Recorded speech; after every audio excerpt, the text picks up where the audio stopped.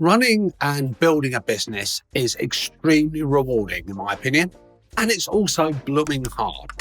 What I want to share with you in this video are 7 things to take on board that's going to make that running of your business slightly less daunting, slightly less overwhelming. And these are lessons that I've learned from running my own businesses for the last 28 years, as well as helping thousands of business owners in the UK and around the world build and sustain their own businesses.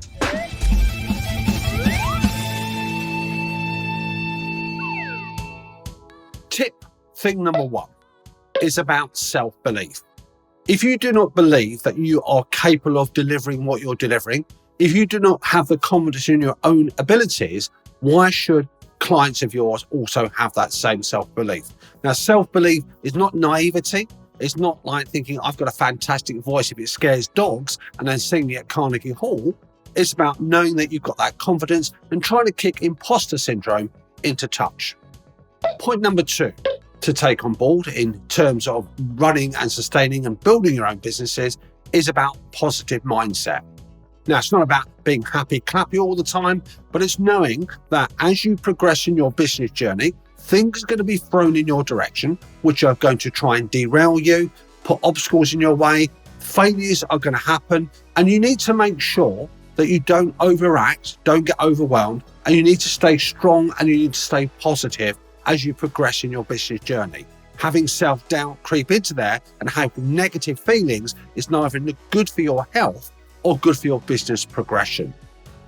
Tip number 3, while we're talking about positivity, make sure you're surrounded by people in your network, people who are your supporters, who will also have that same positive outlook. Now, we're not talking about people who are going to endorse everything you say. We're not talking about having a conversation in an echo chamber. We're talking about people who might challenge what you're saying, but they come with that with good intention. They may question why you're doing things, but they're not there to drag you down. Those self-doubters, those people who are going to hang around your neck like baggage and heavy stones are not the people you need in your business life, and certainly not people that you need in your corner. So make sure you have a network of positive, strong, independent people who are there, who may question and challenge what you're doing, being your constructive, critical friend, but not people who are there to heap negativity upon your shoulders. Aspect number 4 is about embracing failure. Now, it's not about looking forward to failure. It's not saying that I'm in my business journey to make mistakes, but mistakes will happen. Things will go wrong. You will make bad decisions. I had my fair share of making bad decisions over the last 28 years, but it's about learning from those failures. Thomas Edison was once asked by a reporter about why he had made so many failures when he was inventing the light bulb. Didn't put it down to 10,000 failures, but 10,000 steps towards getting a final solution. Things will go wrong in your business. People will let you down. You will make catastrophic business decisions. Things will go wrong. There's not a single business owner that I have come across that has not dropped a humdinger and made a mistake in their own lives. So therefore, you must embrace that, you learn from that, and you move forward. Also see tip number 1 about being positive and having that positive approach in your business life. Tip number 6 is to set yourself realistic goals. Far too many people that I come across in business set themselves too many ambitious goals. The timescales are unrealistic in what they're trying to achieve.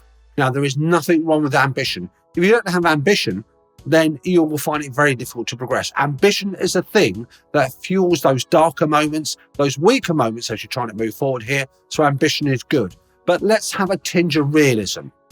So you need to set yourself goals which are stretching, which take you outside of your comfort zone slightly, but they mustn't be unrealistic. For example, you're trying to achieve a level of sales which is 100% more than you're doing currently this year. Ask yourself the question, what am I actually doing? What's going on to make that actually materialize and to happen? So make sure your goals are smart. Make sure your goals are realistic, ambitious by all means, but not too ambitious that they're going to be next to impossible. All that's going to happen, that's going to lead into failure, and it's going to make you feel pretty bad. The last thing I would share is about being adaptable. Business life is about adaptability. I know certainly when I started my business 28 plus years ago from my back bedroom, I anticipating thought my business would take me to a certain direction, and it doesn't happen that way. Progress in your business does not follow a straight line. It's not a linear landscape. If anything, it's going to be jaggedy, you're going to go backwards, you're going to go sideways. So you need to adapt to the circumstances that are in front of you, need to react and be adaptable to changing legislation, changing customer taste, changing customer preferences. By all means, stay in your lane and have that degree of focus, but learn to be adaptable.